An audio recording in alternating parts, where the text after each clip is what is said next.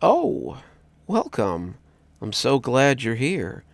Fire's just getting going, and it sounds like the wind is beginning to kick up out there. I'm so glad I can give you a nice cozy place to spend your mornings here on Cozy Horror with me, Dr. Plague.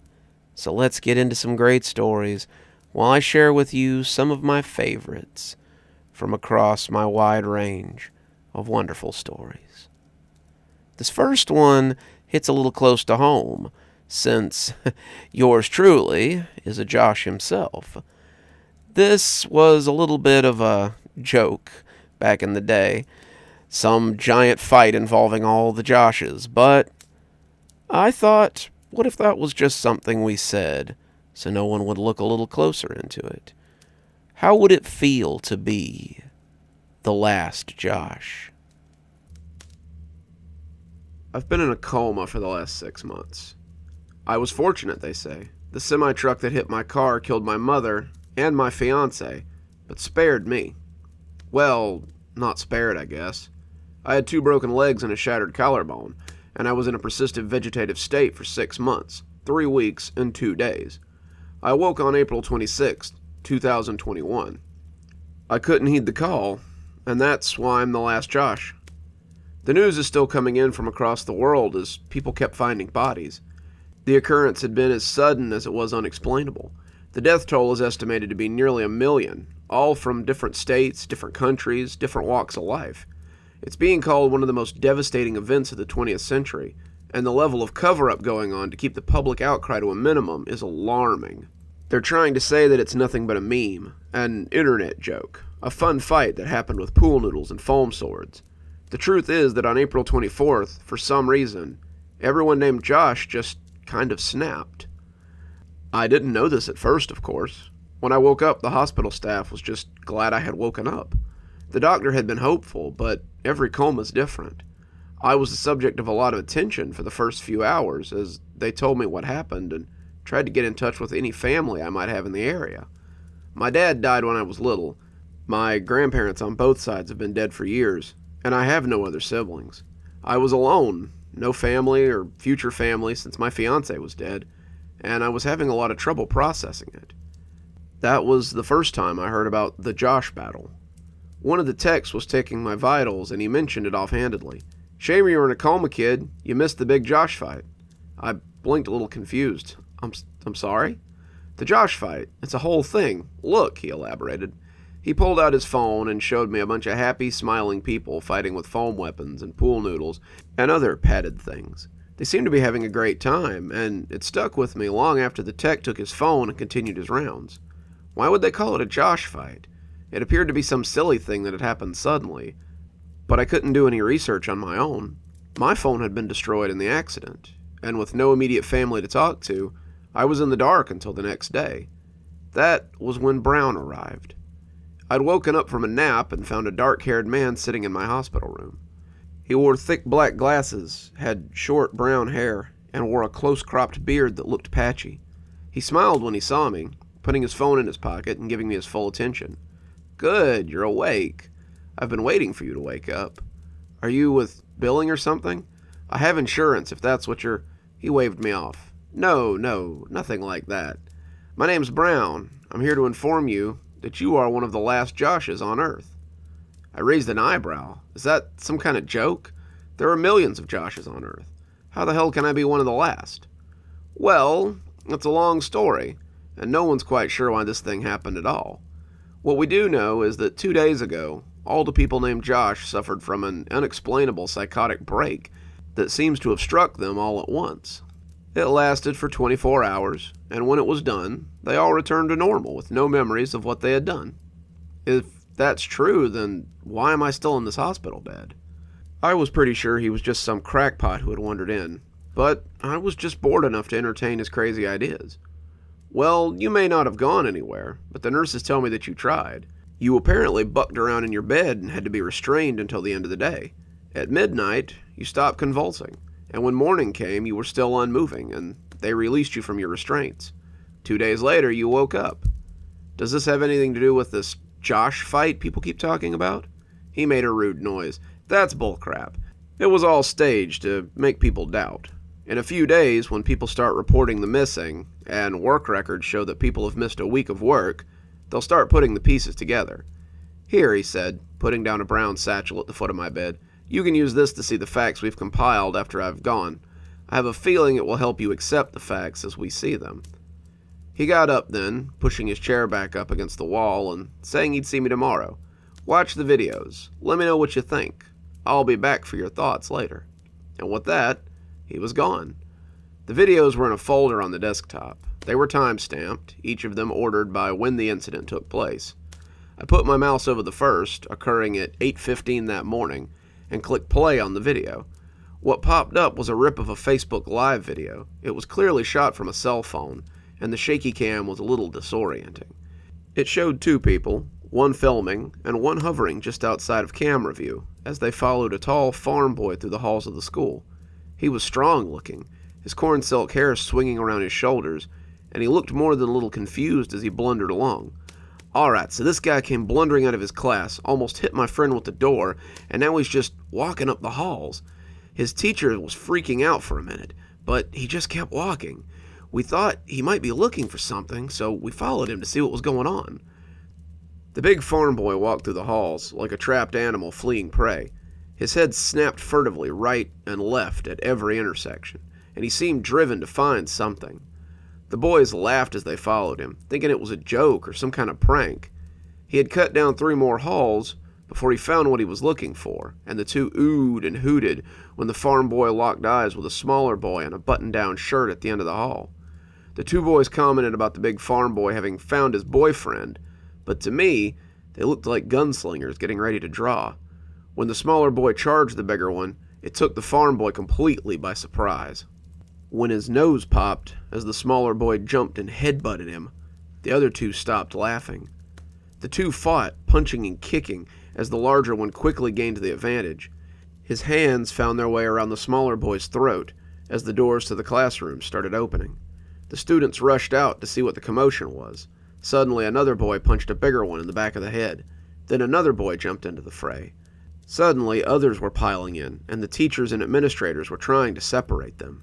When an adult dived into one of the other teachers as he tried to separate the combatants, his thumbs found the boy's eyes and pressed them into his skull, the screaming taking on a different level. Students were running, people were screaming, and the blood started to run down the struggling boy's face. The camera was knocked from the recorder's hand, and the video stopped suddenly. The next video was from 8:30, and it seemed to be from a traffic cam. Cars drove beneath the light, taking turns and waiting for their chance to cross. Suddenly, a car T-boned another car, and the drivers climbed out and began punching and kicking indiscriminately. One of them slammed the other's hand in the car door, pinning him, and as the man writhed, the other punched him until his blood flew across the side of the vehicle. Then he took his head and put it through the passenger side window, raking his throat across the glass as the blood sheeted down like a waterfall. After he was done, the man ran off down the street and out of camera view. I furrowed my eyebrows. What the hell was I watching? What did this video have to do with anything? Brown had collected a bunch of videos from fights. Big deal. What did any of this have to do with the supposed Josh fight? The stuff I had seen online was the fun kind of fighting. These videos were brutal. I got my answer in video 6. The next 3 videos were more traffic cam footage. A man in a hard hat suddenly landed on a man on the sidewalk, punching him even as he died from the fall. It appeared he had jumped right from the building they were constructing, but it was hard to tell for sure. The next was a pair of men suddenly running into camera view and slugging it out. One of them pulled out a knife and slit the other one's throat, but he continued to try to strangle him until he finally died in a pool of his own blood. The 5th was another vehicular crash. One of the drivers pulled the other driver out of the car, but it appeared he had died on impact. He left him on the street and ran off somewhere, just as the video ended. The weirdest part was, all 5 of these videos had happened at different times and in different places. 3 of the videos had clearly taken place in the United States, but one of them looked like it might be from Asia, and the last one had decidedly been in Europe, given the driving patterns. It was the weirdest thing. Why had he given me these videos? What was the point? As the 6th video started, I saw it was another cell phone cam. A man in a mall was drowning a child in a fountain. The scene looked vaguely Middle Eastern, and the people around them weren't speaking any language I understood. A woman was beating at the man's shoulder, trying to stop him, but she just kept repeating the same name again and again and again as she pounded weakly at the man. It was the only word I could understand, and the familiarity chilled me a little bit. Joshua, Joshua, Joshua, Joshua. Have you ever been in a crowded place and heard someone calling your name? They aren't talking to you, but the sound of your name turns you to see who it is. Maybe it's even someone you know. Maybe it's someone you know who's being called.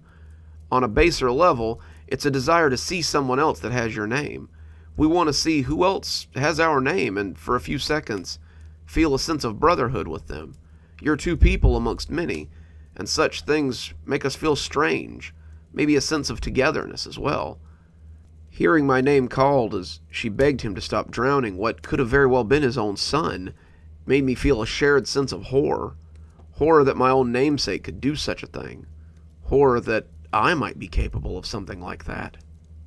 Video 7 was body cam footage of someone named Officer Grigg. Officer Grigg was running through a maze of small concrete corridors, talking to someone on the radio and begging for help. His partner had gone crazy. His partner had killed a kid, and now he was chasing him. Other officers were on the way, but Officer Grigg had heard shots from the complex up ahead. He was terrified that his partner had killed someone else. He came into the courtyard and froze, hugging the wall as he drew his gun. When he peeked around, I could see that the courtyard had 6 bodies sprawled out around the corner. They'd been killed as they tried to charge him, and as Officer Grigg peeked, he saw another crazy man running at the cornered officer. He shot him, his head exploding in a puff of red, and he fell down with the others in a twitching mass. Grigg stepped up then, training his gun on his partner as he approached slowly. "Mulder, just put it down, man. We can talk about this. We can..." Mulder turned to look at him, his eyes glazed and unseeing, just before his head snapped to the side and he fell against the wall. Grigg spun and fired without looking, and the last image I saw was another officer sliding down the wall, his eyes far away and his expression slack. The camera zoomed in on the dead officer's nameplate, and I read J. Myers. The next few videos were much like the others. Street fights, car accidents that turned violent, shaky videos that caught random acts of violence, and throughout all of them, people sometimes screamed Josh or Joshua. I wasn't sure how many I had watched, but the end result was always the same: murder, death, pain. I looked at the videos in that folder and felt sick. There were so many of them. I had watched less than 1/10 of them. There could be 10,000 on this laptop. How many of them would be like the ones I had seen before? Just random acts of violence that were not so random in the end. How many Joshes had really died that day because something in their heads told them to? I exited out of the folder, and that's when I saw a second folder that I had missed on first inspection. J. Holder was in the subject line in all caps. When I opened the folder, there were 7 videos inside. The first was at 8:30, and it looked like it might be another security cam video. The other 5 videos happened between 9:50 and midnight, with the 7th being around 5 a.m. I was hesitant to begin these videos, but there was something intriguing about them. Why had they been separated? Who was this guy? Joshua Holder, I assumed. I opened the first video and found footage from a convenience store CCTV. A blond man in a black t-shirt was standing in line, waiting his turn. He was fidgeting, the old lady in line taking longer than she strictly needed to, and I could see him sigh as he tapped his foot.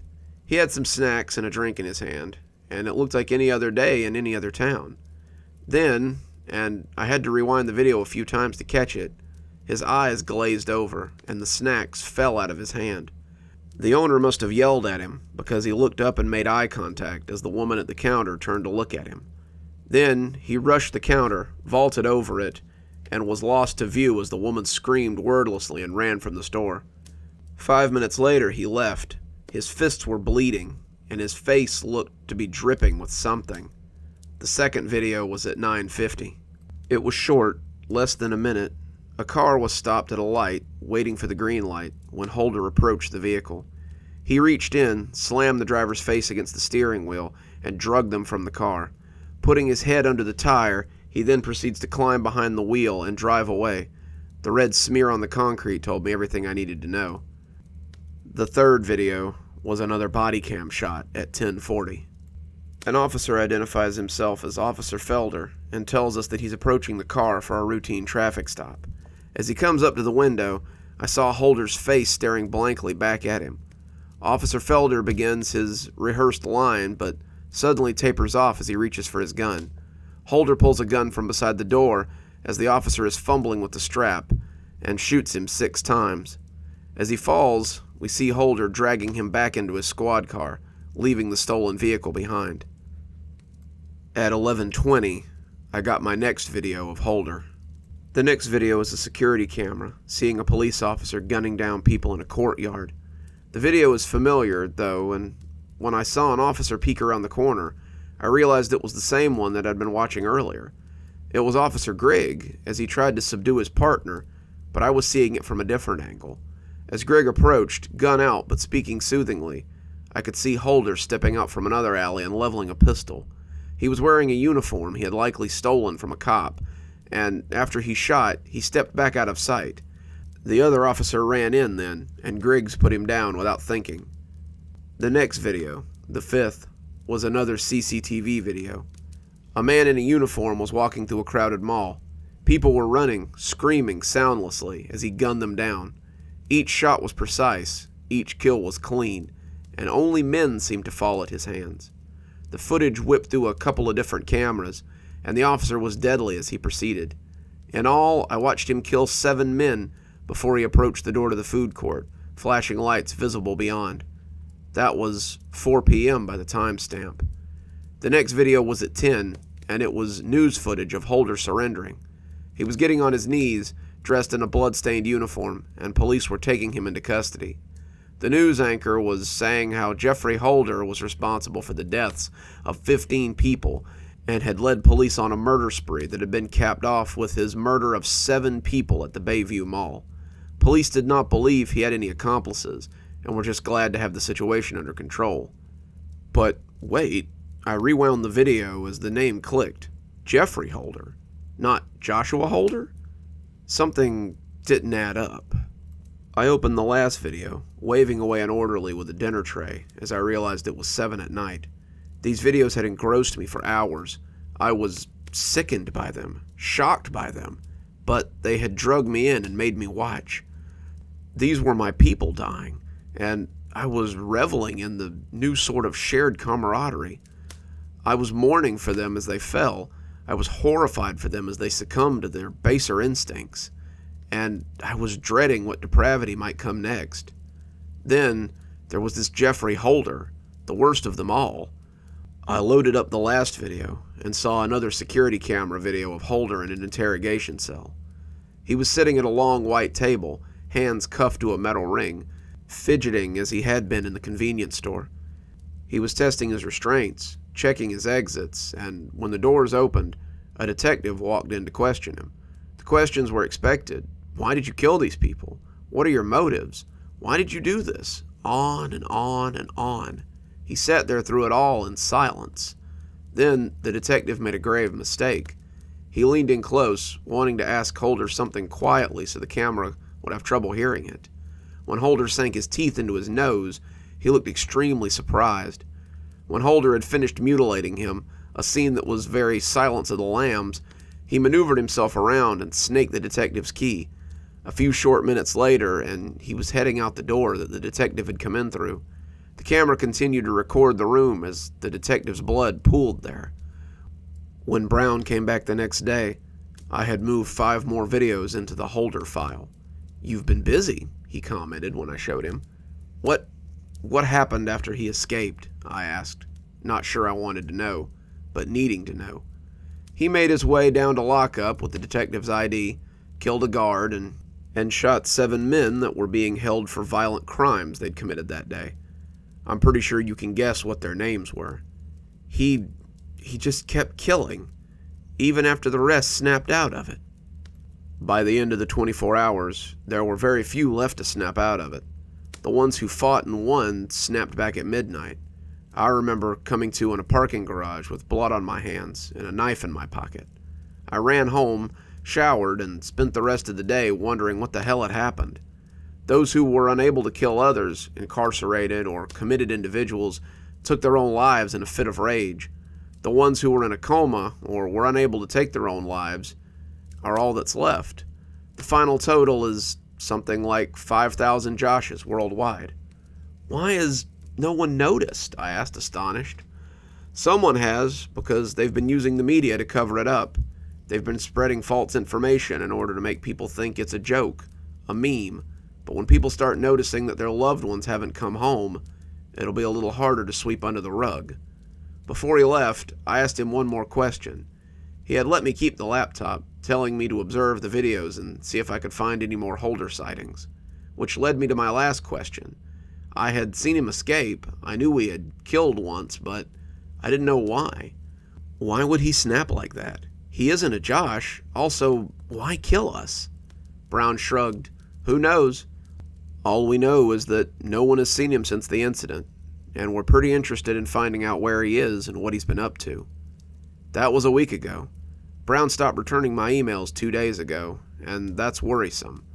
The group he belongs to, a group of Joshes on Reddit, have been monitoring some things.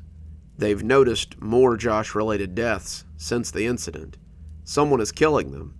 Someone is tracking us down, and I fear that Brown may be their latest victim. The message I got in my email yesterday was pretty clear about that. I will finish what I started, it said. It was signed, J. Holder. It's a little chilly right now to consider a camping trip, but pretty soon it'll be that golden time of year where we all think about maybe taking to the woods and byways and doing a little camping of our own. In the spirit of that, let's hear about some scouts out doing what they do best, which is camping and telling scary stories. Let's hear about the last camping trip. It was just supposed to be a typical camping trip with my scout troop. My friends and I were so excited, Davey, Kevin, and I. We always look forward to these camping trips, and the yearly autumn campout was one of the best. We took a bus to Grayson Falls, a huge state park with so many lakes to swim in, trails to hike, and several caves to explore. All the local scout troops would be there, 10 in all, and we would meet in Starfall campgrounds for the jamboree. There would be canoe races and s'mores and, of course, the annual Scary Story contest. All three of us had been crafting our stories since the last jamboree, and this year we were ready to take that prize. As the bus pulled up to the campsite, we all spilled out of it excitedly. We were the first to arrive, the others getting there tomorrow, but Scoutmaster Larry had wanted us to get there early so we could get the best spots. As I stood in the center of the campground, watching the other scouts mill about, going about their preparations and such, I couldn't help but soak in the sounds and smells of the surrounding forest. Grayson State Park had always been my favorite place to camp, and it was chiefly because it exuded this energy of safety and adventure. It was a maintained park, the park rangers keeping the animals in check and the forest peeled back from the areas where hikers and campers stayed. Even so, it wasn't too hard to imagine a wolf or a bear watching you from the tree line, just waiting to pounce on you unexpectedly. It wasn't too far-fetched to think that something mysterious or unknown could be lurking in those woods as well. We set up our tent a little further back than the others. Scoutmaster Larry had given us a set area where we could pitch our tents, and we had set our own tents at the edge of this. We wanted to feel like real scouts, like trailblazers, and I imagined us like old-timey explorers as Kevin and I set up our tents. Davey had disappeared, and I assumed he was getting water or firewood or something. No sooner had I set up my tent, though, than Davey hissed at us from the woods. "Nice campsite, but follow me if you girls want to do some real camping." He motioned us into the woods. But Scoutmaster Larry said, Kevin stammered. "Who cares what Scoutmaster Larry said? Do you want to camp or what?" We looked at each other. I did feel pulled by adventure, and Kevin, despite being kind of a wet blanket, seemed to feel it too.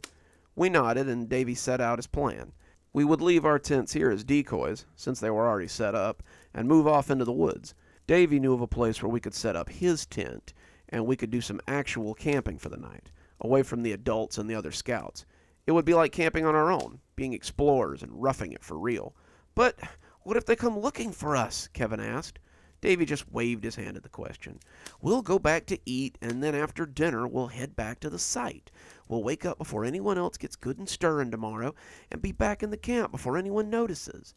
I had to admit, it wasn't a bad plan.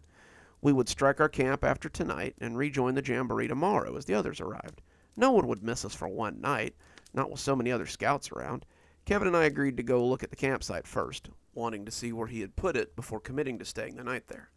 As we plunged into the forest, Davy led the way. We took no trail, our feet following new ground as they led us to the campsite. As we went, I felt as though I could feel something watching us. It was still early afternoon, and the forest was alive with the sounds of nature, but this tickling on the back of my neck felt a little sinister somehow. I turned to glance around as we went, but I saw nothing more dangerous than a blue jay or a squirrel. I decided I was being silly, and caught up with Kevin and Davy as we headed for our secret campsite. Even Kevin had to admit that the campsite was pretty cool. It was set in a small clearing, and complete with a fire pit that led me to believe that other scouts had used this site before. His tent almost looked out of place here, and I could just imagine scouts before us sleeping under the stars in sleeping bags. Davy asked us what we thought, and I could see that both of us were sold on the idea. We had agreed to come back after dinner, and thus we returned to the group. The rest of the day went fairly uneventfully. We returned to find a hike about to begin, so we tagged along as Scoutmaster Larry showed us nature's glory. We were a little nervous that they might happen upon our campsite, but the hike took us around the nearby creek and up to a natural waterfall that led from the lake nearby. As we returned, Scoutmaster Larry had our dinner cooking on a small fire near the counselor's tent. We set about preparing for the meal, and soon we were all stretched out on the grass eating campfire stew and hardtack bread. As we ate, Scoutmaster Larry laid out the day's events for tomorrow's jamboree. It would be a whole day of canoe races, decathlon contests, and all of it capped off by the scary story reading and the s'more roast. All of us were chattering quietly as we headed off to bed, the sun setting behind us as the three of us pretended to head to our tents. As the sun set low, we moved into the woods and made our way to our campground. As we followed Davy into the woods, I began to hear something strange in the surrounding green. It started as an overriding noise, making Kevin and Davy hard to hear even at close proximity. Davy was too excited to even acknowledge it at first, but I saw Kevin shooting furtive looks into the surrounding woods. The sounds of the forest seemed to be higher than I had ever heard them, and the deeper we went, the louder it seemed to become. The birds sounded like a flock, squawking and chattering animatedly to each other, and many of them sounded like species not even native to the region. As scouts, we were taught to identify local birds. It's for a badge, and many of these sounded different from the finches and quails you usually heard this time of year. I heard deer grunting and the yowls of cats, the growls of a bear, and even the throaty howl of a wolf. The strangest thing of all is, it wasn't the sound or the presence of non-native animals that had me scared. The strangest thing was that each cry was exactly the same.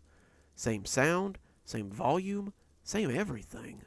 The others could hear it too, but they were pretending they couldn't for some reason. We could all hear the sounds of animals, all of them much too loud. Kevin was starting to cry. Davy kept insisting that once we made it to the campsite, everything would be okay.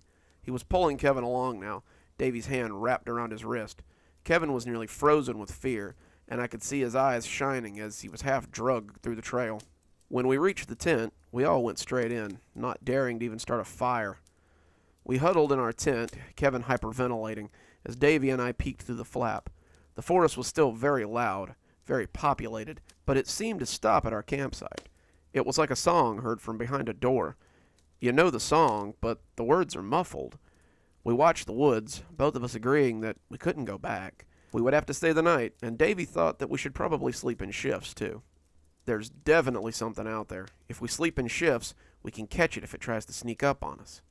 I agreed, but for the moment, the two of us just watched the woods.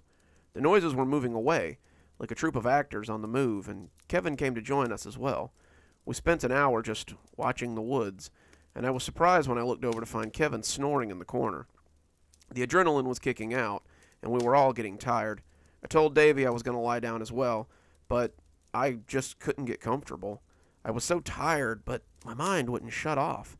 I lay there, angrily tossing for what felt like hours, and that was probably why I heard them. I had just started to doze off when the first of the voices scraped across my senses. I woke up to find Davy and Kevin stirring, roused by the voices outside the tent as well. They were familiar voices, campers and scoutmasters we knew, all of them calling our names. They were out in the woods at night searching for us, and their voices clattered through the dark wilderness in a jarring way. They were too loud somehow, disturbing the perfect silence of the night. They also seemed wrong, like the animal sounds from earlier. Each of them was the exact same name, called in the exact same way, again and again. Davy opened the tent, looking out into the darkness for a flashlight. The forest was still dark, the crickets and the night birds alarmingly silent. The quiet of the night was disturbed only by the yelling searchers, and the sounds of their voices were making my skin crawl. Kevin seemed shaken as the voices grew closer and closer. Maybe we should just go to them, guys. They're going to be mad if they find us out here. We should just say we were out here using the bathroom or something. His voice shook as he said it, and I could tell he was getting ready to bolt. Kevin was the type who feared getting in trouble more than silly things like possible death. Davy turned away from the flap to look at him. Are you crazy? If we stay right where we are, they'll never find us. Kevin didn't seem so sure, though. As we stood at the tent flap, watching the woods and listening to the voices, Kevin made a sound like a wounded cat and made a break for the woods. He shoved past us and went running into the brush, yelling that he was sorry for making them look for him. We heard him apologize up until his yells were suddenly cut off. He was stammering apologies one minute, and the next, he was silent as the grave. Davy and I stood looking out into the woods, shuddering in the sudden stillness that held sway across the dark green world. Then, as suddenly as they had stopped, the voices began again. We could hear Kevin's voice amongst them, calling for us to come out. Davy, I said, both of us still looking out into the woods, my eyes having just realized something my brain should have a long time ago. If they're out there looking for us, why don't they have flashlights? Davy contemplated this, and it seemed to scare him just as much as it scared me. We went back inside, huddling in our tent as the voices grew closer and closer. Davy zipped up the doorway and walked backwards into the suddenly flimsy canvas tent. He seemed afraid to turn his back to the doorway and just sort of stood in the middle as he kept his eyes fixed on the secured opening. I hunkered in my sleeping bag, listening to the voices call our names as they came closer and closer. Davy shuddered, cocking his head like a dog who hears a noise. He suddenly took a step back towards the door, and I yelled at him to get away from there. I hunkered down in my sleeping bag, hearing the voices calling our names, and my tears were wet as they slid nakedly down my face. We were trapped out here, alone, with no one to help us. Why hadn't we just stayed with the others? I sunk deeper into my bag, hoping I would wake up to find out this had all been a dream and feel silly for letting it scare me. I opened my eyes as the zipper door slid open. I looked out to find Davy standing in the doorway, looking at the voices that seemed to surround our tent. I begged him to close it, begged him to come back, but he only glanced back at me, almost apologetically. The moon cast his face in stark relief, turning him into a carved totem, and then he turned and stepped out into the night. He left the tent open, and I heard him scream as whatever was calling to us got him. His scream was high and long, cutting through the monotonous calling like an axe through a melon. It cut off at the peak of his terror, and the sound of it ending made me bunch down in the sleeping bag all the more. The next time I heard his voice was when it joined that frightening chorus, all of them now calling for me. I put my hands over my ears, trying to block them out. I wanted them to stop. I wanted this all to be over, and I sat shuddering, suddenly becoming aware that I couldn't hear anything. I pulled my hands away from my ears, slowly at first, and heard nothing but the silence of the outside night. I looked at the flap of the tent and found only the soft rustle of the fabric against the zipper as I began to worm my way out of my warm cocoon. I got about half out when suddenly they were all around me. Their hands pushed at the walls of the tent. Their faces were canvas-covered masks as they tried to push their way inside. I could see their terrible features and hear their ragged breathing as they all shoved at the thin barrier of my tent. There were so many of them, adults, children, animals, and others who resembled nothing so much as skeletons with vaguely human shapes. A shadow fell onto the floor of my dwelling, and I looked to see one framed in the doorway. I zipped my sleeping bag shut then and hunkered down at the bottom, a snail trapped inside its shell. Outside I could hear the monotonous voices surrounding me again, moving in for the kill as I shuddered at the bottom of my sleeping bag. When I heard the metallic zipper, I knew I was done for. The creature sank its face into the mouth of the sleeping bag, and I cowered as its bony lips peeled back in a mirthless smile. It opened its mouth. It screamed my name, lunging at me with its bony teeth, its pale white skull luminescent in the darkness. I died with the sound of my own name fighting against the rippling scream that rode up my throat. The scouts around the fire looked at me as though I was from another planet. The campfire was the only sound, the logs crackling merrily as the collected troops sat looking at me as I stood in the story circle. Even some of the scoutmasters looked a little rattled by my story, but slowly they started to clap. Scoutmaster Larry clapped the loudest, shaking his hand as he approached. "Now I see why you wanted to go last. That would have been a hard story to top. I think we can agree which story wins this year's Jamboree Short Story Contest." The applause picked up then, and Davy slugged me in the arm as I sat back down. "Can't believe you kept that to yourself all week. I thought Kevin was going to pee his pants." "Was not," Kevin said petulantly, though he looked a little pale, nonetheless. I smiled. Storytelling was something I was good at, and it was always nice to be recognized for my talents. I let my mind slip into the woods around us, hearing the call of a night bird and the whimper of the wind. Perhaps there was something like that out in the woods of the state park. Who could say what lurked in the deep pockets that surrounded areas made for man? I felt myself shiver a little as the wind pushed a sound across my senses, a lonesome sound that sounded eerily like my name. My audience might not be the only one having trouble sleeping tonight. We have so many odd stories on this channel that this one kind of gets lost sometimes. But I can assure you, it is one of the strangest stories that I have ever written, and one of the ones that I like the most because of how odd the subject matter is. So let's hear a little country tale about the honeyed words of Jameison Marsh. When Jameison Marsh, owner of Marsh Mortuaries, put a sign out front of his business saying that he'd be selling honey, people thought he must be joking. What kind of mortician would sell honey? Would he sell it next to the caskets in his showroom? Would he offer it graveside at cemeteries? No one knew. But there was much speculation about that little sign. Those who asked Jameison were in for quite a treat. Jameison told them that he would be selling his honey right here at the mortuary, and even gave them a sample so they might tell their friends. What they sampled was supposedly the best honey any of them had ever eaten. They went on and on about the texture and the taste and the strange exotic flavor within the honey. They said how they couldn't wait for Jameison to sell honey, and they'd be buying as much as they could on opening day. Others began to question where he was keeping his bees. They saw no beehives on his property, a 2-bedroom apartment above the mortuary. They saw no hives on the mortuary property at all, in fact. They saw no hives in the cemetery or near the crematorium. But still, the honey came. On the 3rd of March, the first jar of that miraculous concoction appeared in the front room of Jameison Mortuary. The mortuary was crowded for the next several days, and by Friday, not a jar was left to be purchased. Again, people praised the texture and the taste of his honey, as well as the myriad flavors that one would find within the jar.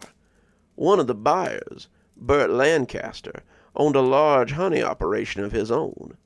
It is said that when he tasted Jameson's honey, he proclaimed that no bee in his field had ever produced anything so sweet. Some would tell you that he burned his beehives that very afternoon, but that's little more than town gossip. For that summer back in '86, no one could get enough of Jameson's honey. They say Helen Price used that honey to defeat her rival, Linda Moore, in that summer's 4th of July bake-off. They say Bert Cavell put that honey in his mead, and could not make enough of it to satiate the local drunks. They say Mary Sanders was taken to the hospital over in Oakley when she ate 10 jars in a day and was reaching for an 11th when her stomach ruptured. But again, that's all town gossip. What is fact was the discovery made by Randall Smith, a local tabloid writer, in the fall of '86. Randall had a reputation for being less of a journalist and more of a mudslinger. If there was a nasty rumor started, Randall could usually be traced back to it. He'd grown pretty tired of hearing about Jameison and his amazing honey. Randall was of the opinion that if something was too good to be true, then it likely was. He thought Jameson's honey must have some sort of secret ingredient that got people addicted to it. Maybe it was even a cover for some kind of dope operation that Jameison was running out of the mortuary or the cemetery. Whatever the case, Randall could smell a story, and it would be sweeter than any nectar the old mortician could produce. So one night, as the moon hung full over Pleasant Rock Cemetery, Randall and his friends, Rooster Malloy and Charles Drainer, took a trip out to the cemetery to have a look around. Someone had reported earlier that week that they had seen some larger-than-normal bees around the cemetery grounds, and speculated that these may be the source of Jameson's honey.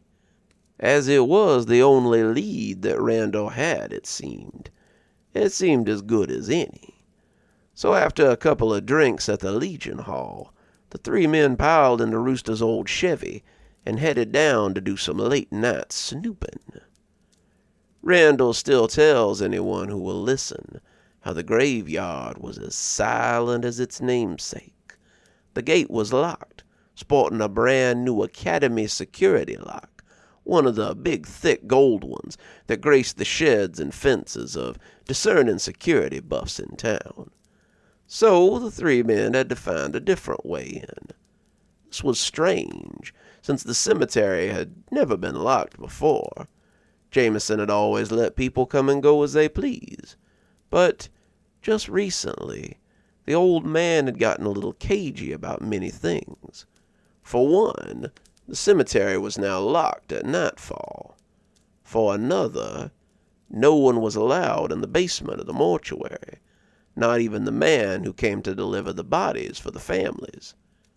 For a third, no one but his 2 sons were allowed to work in the mortuary anymore, and both of them were under pain of death should they reveal the secrets of Jameson's honey. The 3 men had walked around the fence before they found a spot where the last windstorm had knocked down a thick old pine. It lay on the points around the top, creating a rude bridge over the wall. Now, none of them being particularly spry, they had all of them carefully shimmied up the fallen tree and then dropped down into the cemetery, careful not to get stuck on them spikes. They all felt a chill as they stood in the quiet boneyard, and Randall claimed that Rooster looked ready to brave the spikes if it meant being out of there. The wind rattled the skeletal trees on the grounds, and the little flags that had been stuck on some of the graves for Labor Day snapped mischievously and startled them more than once. They had brought flashlights, but the big old trader's moon that looked down on them was more than enough to keep them from tripping into a open grave or smashing their shins on an ill-placed tombstone. The quiet cemetery was enough to sober even the bravest of them, and it was probably why they heard the shovels before they saw the men. Crouching behind a particularly large family headstone, Randall saw 2 men digging into a fresh grave. They were exhuming a body by the light of that pregnant moon, and Randall knew whose it was to boot. We had been to the widow Hadley's funeral that day, and it appeared that whoever these men were, they were taking her from her freshly dug resting place. As they watched, the corpse flopped to the surface most unceremoniously, followed by March's sons, Hannibal and Gavin. Hannibal hefted the body, leaving his younger brother to fill in the hole as he took it deeper into the cemetery. Gavin went to his work, and, bent as he was, he didn't notice the three men as they snuck around him and followed his older brother. Hannibal had been a football player, a linebacker for the local school team in his day, and he toted the frail old woman as easily as someone might a sack of corn. As they followed him, the three men weren't sure what they expected to find, but Randall was certain it would be something to add a macabre twinge to the story that he meant to write. They followed Hannibal as he came to a newly built mausoleum, the name across the door reading March. He unlocked the door and unceremoniously tossed the old woman into the crypt. The men hunkered low behind a pair of gravestones, but they needn't have bothered. Hannibal was a big boy, but his night eyes left something to be desired. He no more saw them than he did the place marker that he nearly tripped over on the way back to his brother, and as he stomped off into the cemetery, the three men approached the crypt. The mortuary was a nice new one, sunk into the ground a little to protect any caskets placed down there, and it would have looked more at home in New Orleans than this Georgia backwater town. To the knowledge of anyone in town, the Marches did not have a family crypt until very recently. The only March buried there would be Jameson's wife, since his mother and father were buried up in Macon at their own family plot.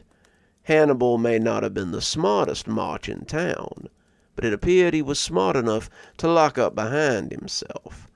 Another one of those big, thick academy locks, the kind that had been on the front gate, greeted the three men as they got to the door, and they were forced to prowl around the mausoleum to see what could be found. It was Charles who found the little vent in the mausoleum, but it was Randall who saw the horrors that lay inside. Randall and Rooster had been looking for a window, or perhaps another entrance, when Charles came hoofing it back to show them that he had found a little vent that opened into the crypt. Randall asked him to show him where it was, and the three men found the little opening, just big enough for a large child to fit inside. Charles and Rooster now were pulp wooders, and much too big to squeeze into holes.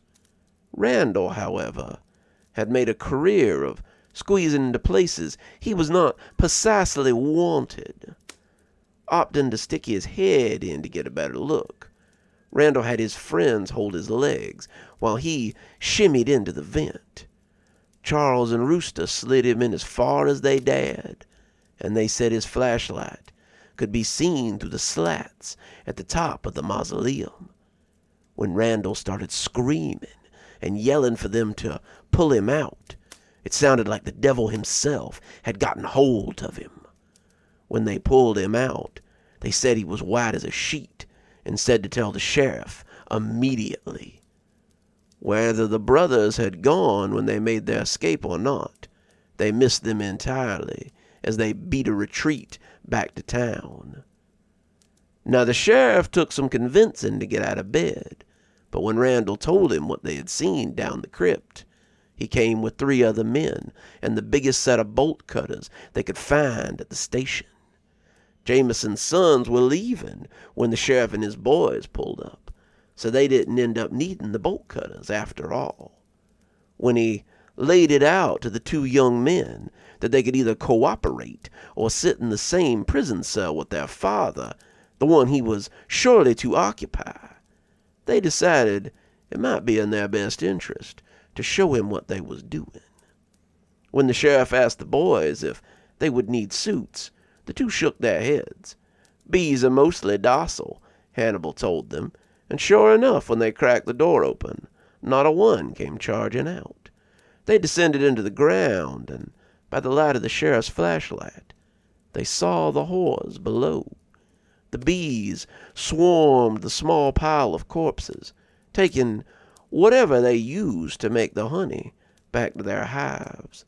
The hives covered the walls of the crypt, making a sticky webwork of catacombs. The corpses down below were fresh, most of them having died very recently, and the bees were taken to them with gusto. The brothers said they came down here once or twice a week to harvest the honey, and that the vulture bees were taken to the warm Georgia summer quite nicely. When the sheriff interrogated them, both said that it had been their father's idea. He had read about vulture bees and thought they sounded like an interesting idea. Then, when their mother died, he'd done a little experiment. He'd put her down in the mortuary and procured some vulture bees of his own. The boys had been horrified when he'd showed them what he'd been up to, but even they had to admit the honey had been the sweetest they had ever eaten. Something about the readily available nature of the local pollen, mixed with the bees' instincts to collect whatever they got from the corpses, had made for a potent and delicious treat. She was the catalyst for all this, Hannibal had said. Those first few jars he handed out to the people for tasting were honey made from our mother's body. He began to cry then, but the sheriff had all the evidence he needed to proceed. He arrested Jameson March that very night, but there seemed to be some confusion on what to charge him with. Couldn't really get him for murder because he hadn't killed anybody. Couldn't really get him for fraud because he buried them bodies just like he said he would. In the end, they got him on simple corpse desecration and a little misdemeanor fraud for not telling the families what he intended to do with them their bodies. He got less than 5 years in prison. I hear the warden let him keep the beehives in the prison garden. Seems like his talents didn't go to waste, not even behind bars. He left town when his time was served, he and his boys. The funeral home's been empty ever since. The police found the beginnings of his beekeeping operation in the basement. That, and a secondary hive with a swarm of agitated vulture bees. Jameson tried to sell the mortuary, but nobody seemed to want a place with that sort of reputation. It collapsed under a late February snow back in 2012, and they destroyed the mausoleum they found all them bodies in about a year after Jameson went to prison. And that's the sordid tale of Jameson March and his bees. I have no idea what they did with those bees after they turned them out of the March mausoleum. They likely just turned them loose into an environment that was alien to them. So, if you should be traveling through the Georgia back roads and see some larger-than-average bees, or taste sweeter-than-average honey, be very suspicious about its origins. Looks like we're moving from strange delicacies right back into strange locales, ideally the woods.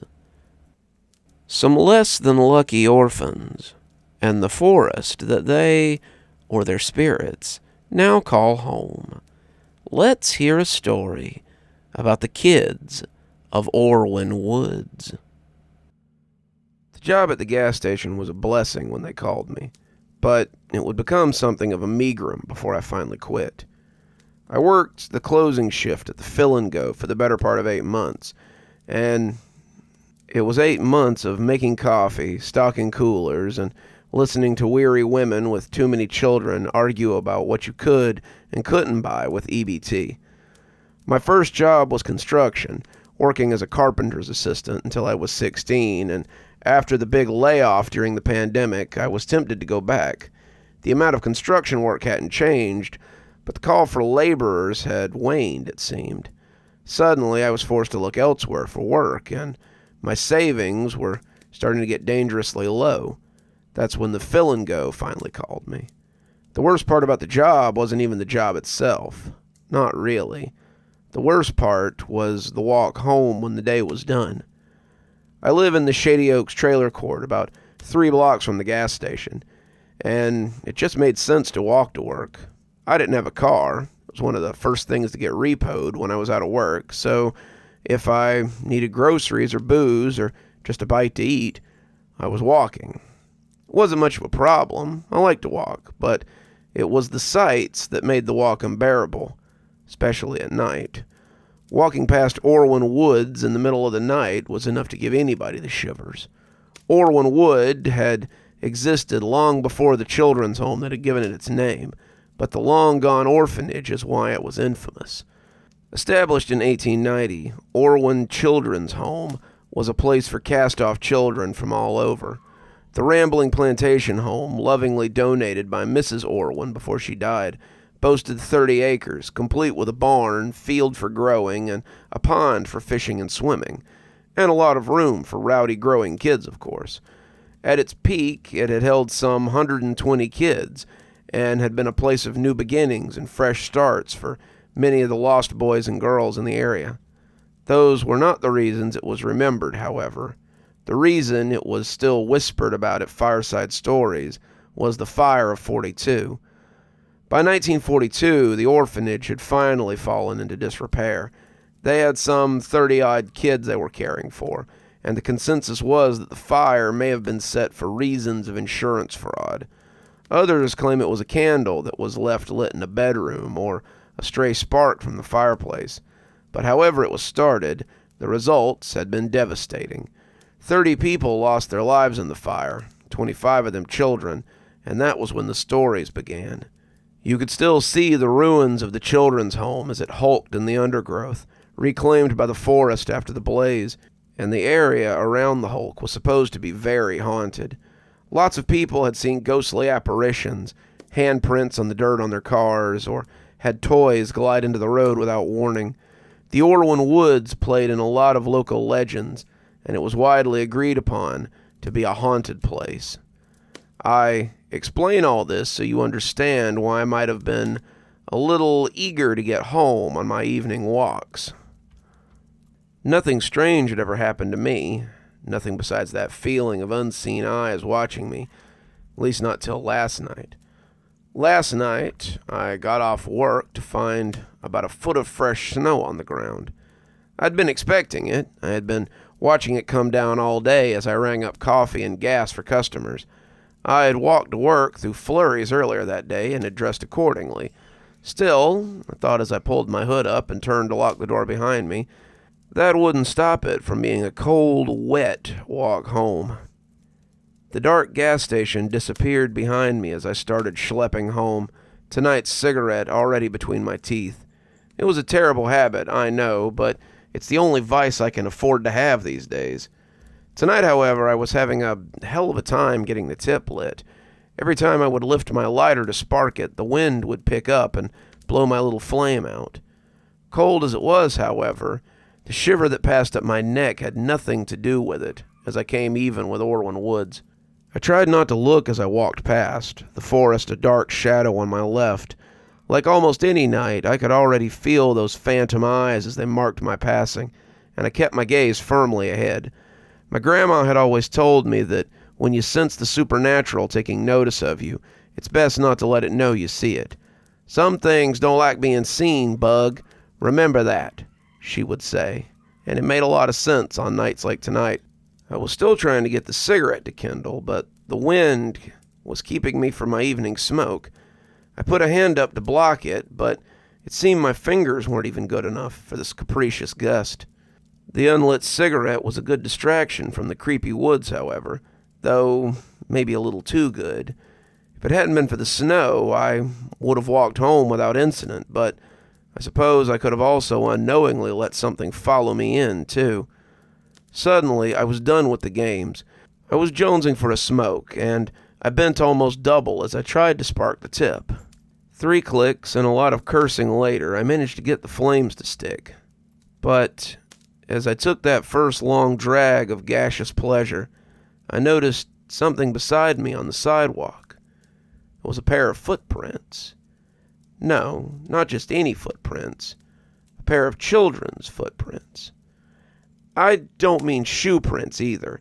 I could count the individual toes in these prints, and There was a line of them beside my much larger ones. I didn't know when they had picked up my trail, but I didn't really care either. Whoever had made them had disappeared, and I looked around curiously. It was 22 degrees outside, so my phone said when I left the station, and I was looking for the kid bold enough to walk barefoot in the snow. There was no one, though, and no footprints going hastily away from mine either. I was alone in the snow, though the fact that they had stopped right next to my own let me know I might not be as alone as I thought. I glanced back, wanting to see I'd been mistaken, and that's when I saw the second set. They had stopped about 5 feet behind me, but they were just as plain as the first ones.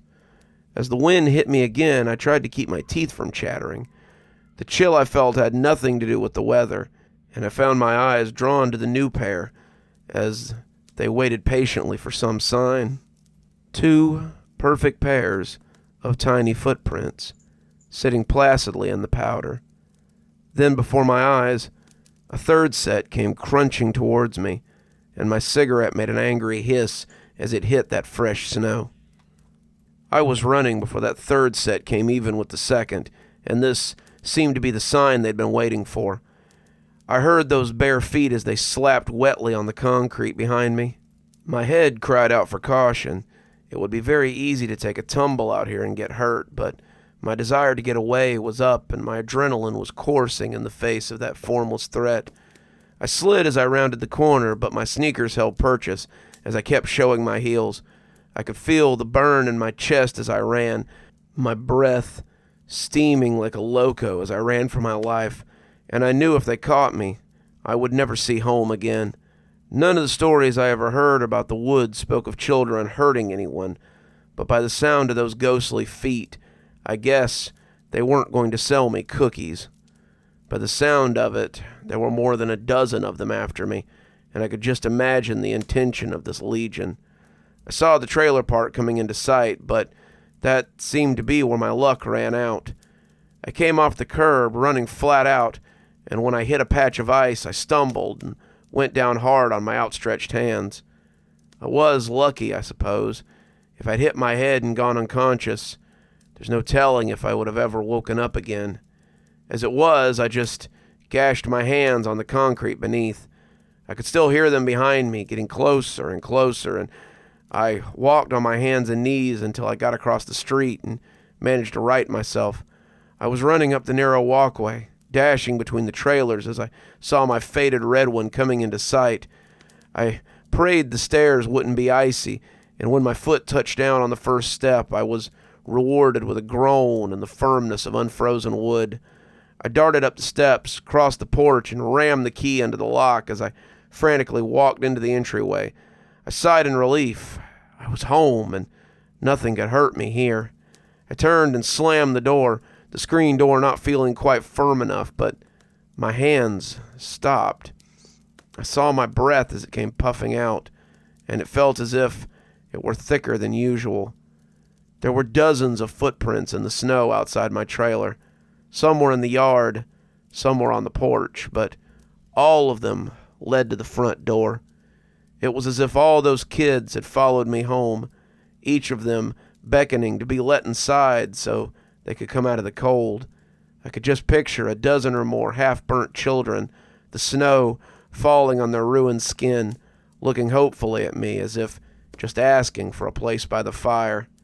It was all too much, and when I slammed the door shut, there was a note of finality to it.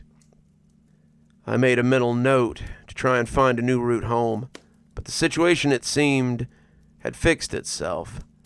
I was awoken at 6 a.m. the next day by my boss, telling me that Dixie, his day manager, had called to tell him that she quit this morning.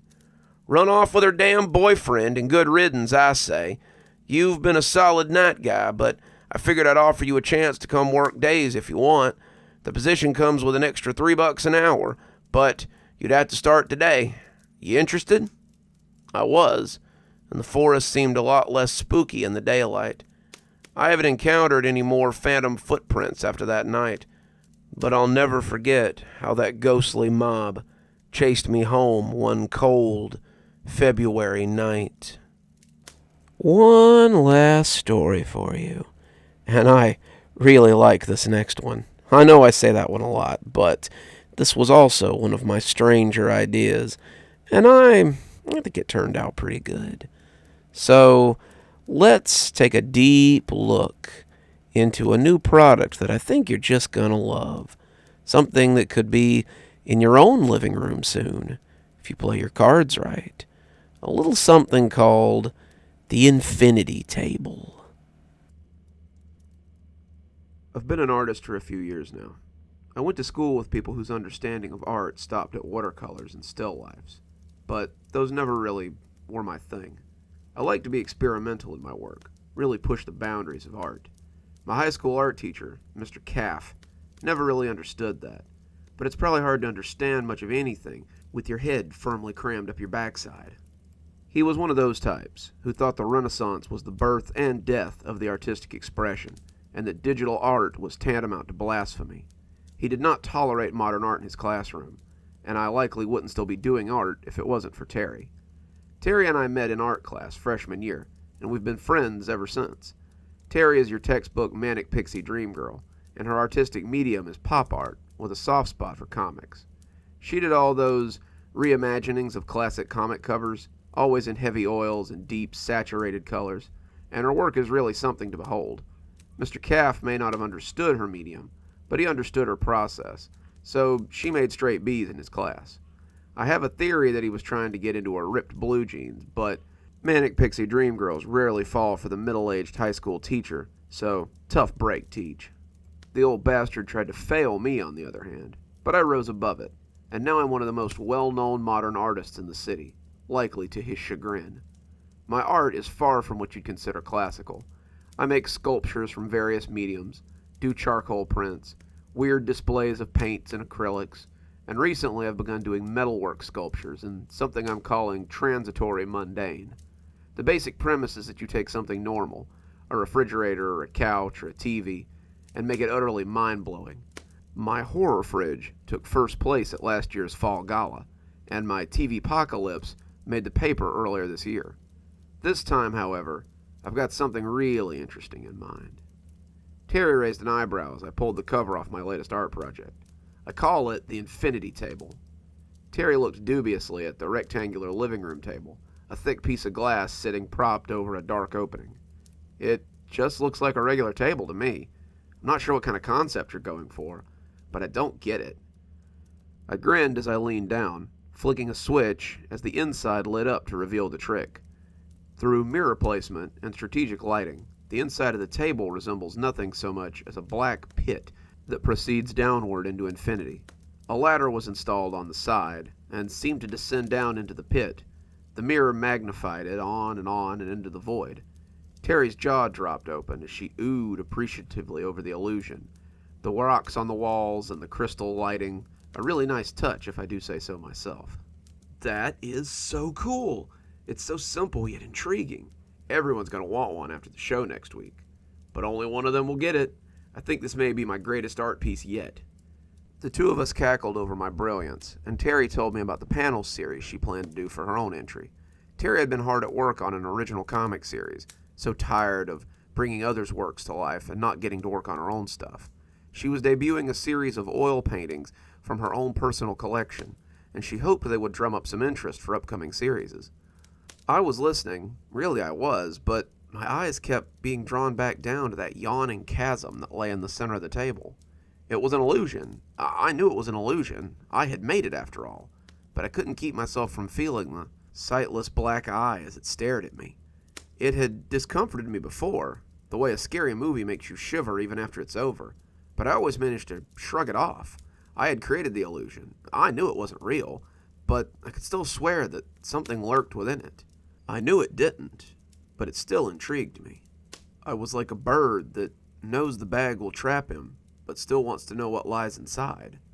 Like a man who knows that the void stares back, but goes right on staring. Hello? Are you even listening to me? I shook myself back and apologized for spacing out. I flipped the light out on the table, and it was once again reduced to a black crater.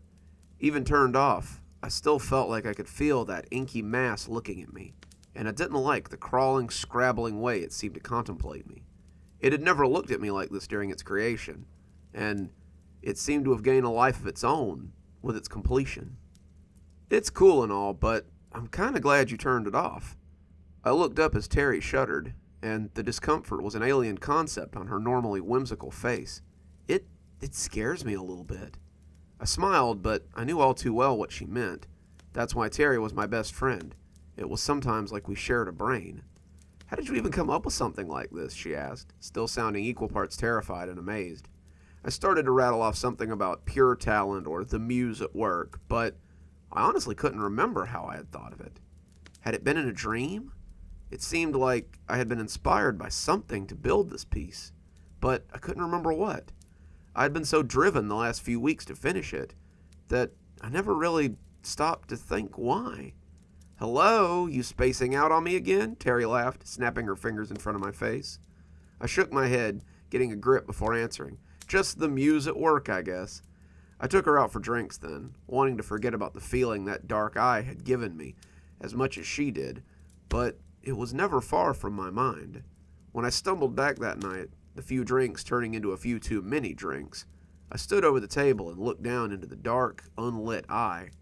Even drunk, I felt the regard of that hateful space, and it sobered me a little. I could feel it staring at me through the flimsy haze that lay between us, and the dark hole seemed to long for its freedom again. I reached for the switch with a shaky hand, the mechanism snapping crisply as it came to life. The light came on, but it was cold comfort. The hole stretched into the earth, a dark and gaping maw that filled me with dread. Why had I created this thing? How did it occur to me to make such a hateful portal? How had I conceptualized this? The longer I looked into it, the more certain I became that I could see something at the bottom. It seemed to move within the dark eye, with frantic, herky-jerky movements. It moved like something in a claymation cartoon, and its regard was like wasps crawling on my skin. I didn't know what it was, couldn't even tell you how big it was, but as my hands tremored back towards the switch, I saw one thing for sure.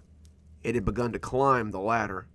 The light snapped off with a smart pop, and I was left once more with only the dark haze across the glass. I went to bed, but my dreams were plagued by that bottomless eye and that thing that moved within. I didn't turn it on again until the day of the show. I honestly debated just pushing it into an alley behind my apartment and forgetting it ever existed, but I had too much time and money invested in the project to just walk away. The components hadn't come without a cost, and the prize money, not to mention the money I would make once it was sold, would allow me to do art for another few months. If it flopped at the show, I might have to actually find a job, and that would be the biggest blow to the art community imaginable. So I loaded it into the back of my ratty old pickup, the camper allowing it to ride in relative safety, and drove it to the gallery. I had secured it with a rope, not wanting it to tip over and break, despite my misgivings. I could tell myself that I kept checking the rear view the whole time just to make sure it wasn't getting damaged, but that was a lie. I wanted to make sure that nothing simply climbed out of it as I drove through the crowded streets of Seattle to what I hoped would be a feather in the cap of my career. My neighbor had helped me load the table. Beefy neighbors have to be good for something, right? And thankfully, there were burly men in black security shirts to help me unload it. They did most of the unloading and reloading onto the hand dolly, too, which was good because it had taken everything I had to put my hands on it as we loaded it into the truck.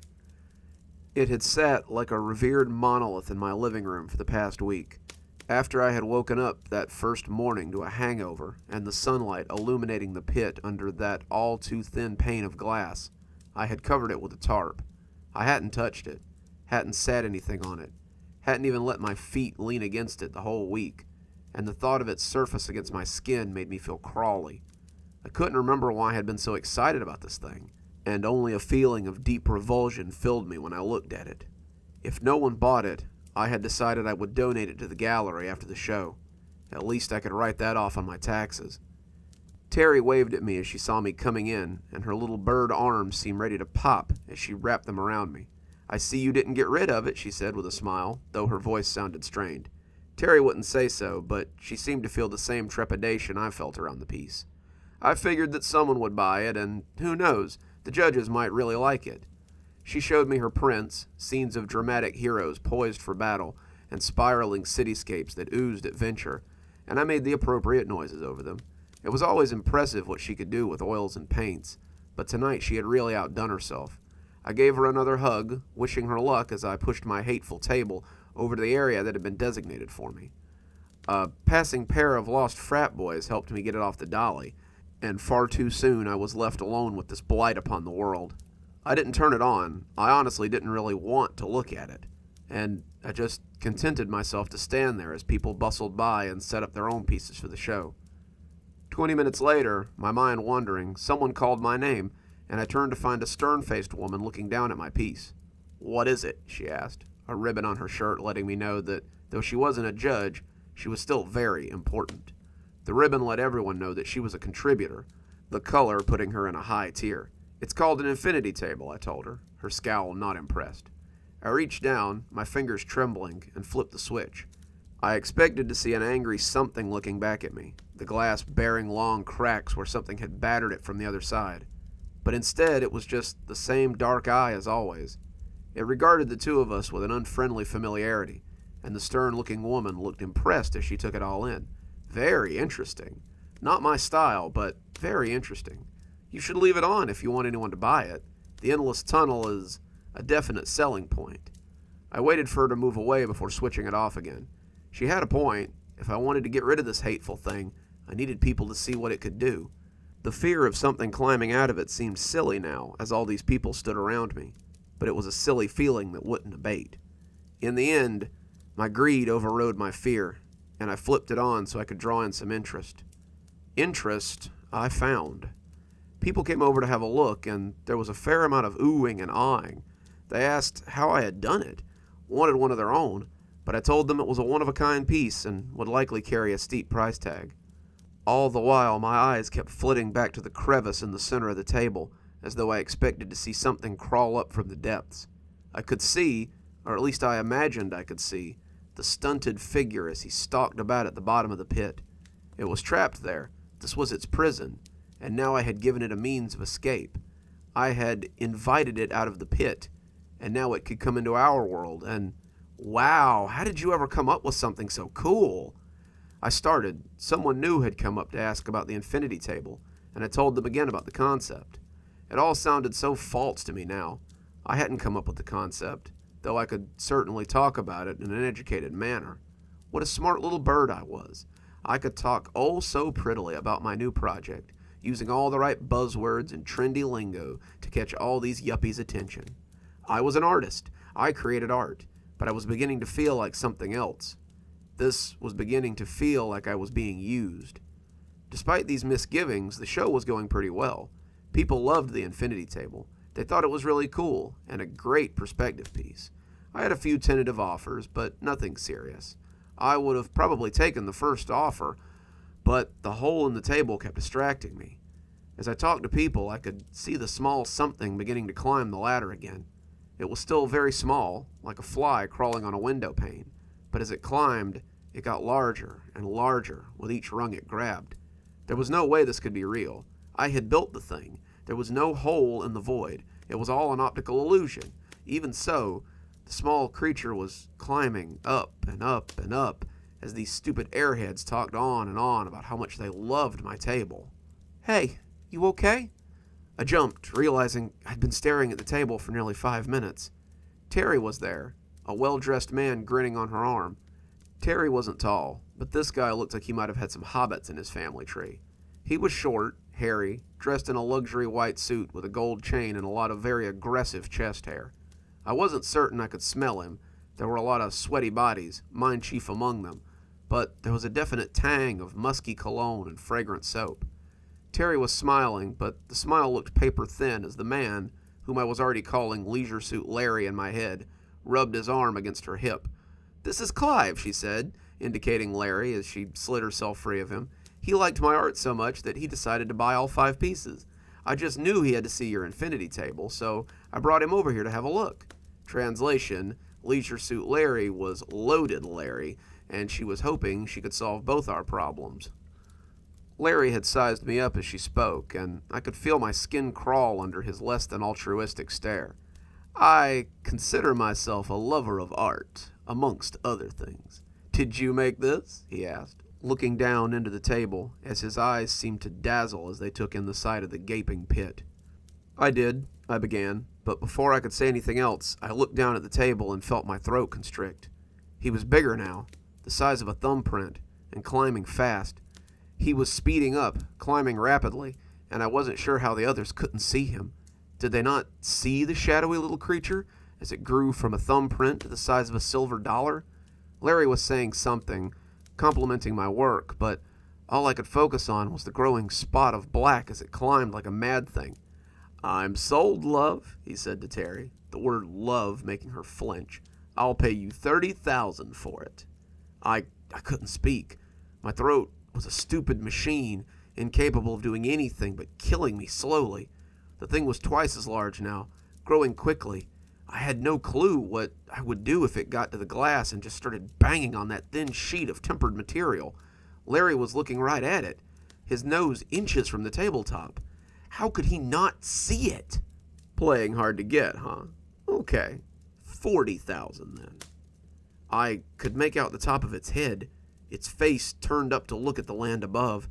Its eyes were like twin coals, its mouth open in a leering grin, and its hands were covered in hair or tar or something. Its body was like an undiluted shadow, a golem of darkness that was climbing like a fiend to get at the lighted world above. It seemed like I might have unintentionally created performance art, I thought with a weak little gasp. Escape from purgatory in real life. Terry slid her hand into mine and squeezed, bringing me out of my panic. "What's wrong?" she whispered, seeing my face and sensing my fear. "You're a tease, aren't you?" Larry said, looking up from the table coyly. "Fine, but 50,000 is as high as I'll go, unless you agree to have drinks with me after the show. Then I might be willing to go up to 60. "Sold," I squeaked out, afraid he would take it all back and leave me with this thing. He extended a hand over the table. As I shook it, I could see the creature's face coming closer and closer to the top. I pumped his arm twice before bending down to snap the light off. Can you take it now?" I asked him, my voice sounding frantic even to my own ears. "Don't you want the judges to see it?" Terry asked, a little confused. The panel of 3 judges were just coming to the display area, but I didn't want this thing close to me for more than a second. The hell with the judges. The fear inside me was like a starving weasel, and I feared it would burst through my chest any minute. "Can you?" I asked again, looming over him. He nodded dumbly, taking out his checkbook and scrawling out a business check. I took it, and he pulled out his cell phone as he made some calls. He excused himself, and before Terry could ask any more questions, I pocketed the check and left the gallery. I met her later for drinks, and she said Larry had excused himself after the purchase. He said he wanted to get it loaded and set up in his own exhibition right away. I think you scared him with your intensity a little. We laughed about it then, my soul lighter now that I didn't have to look at that hateful table anymore. I hadn't thought about that table until yesterday, about a week and a half after the gala. The check had been cashed, and the money had easily floated my art career for the next few years. I'd paid some bills, paid my outstanding credit card debt, and began living pretty comfortably off the excess. I was sitting on my couch, watching Netflix and eating a bowl of cereal for dinner, when my phone buzzed. It was Terry.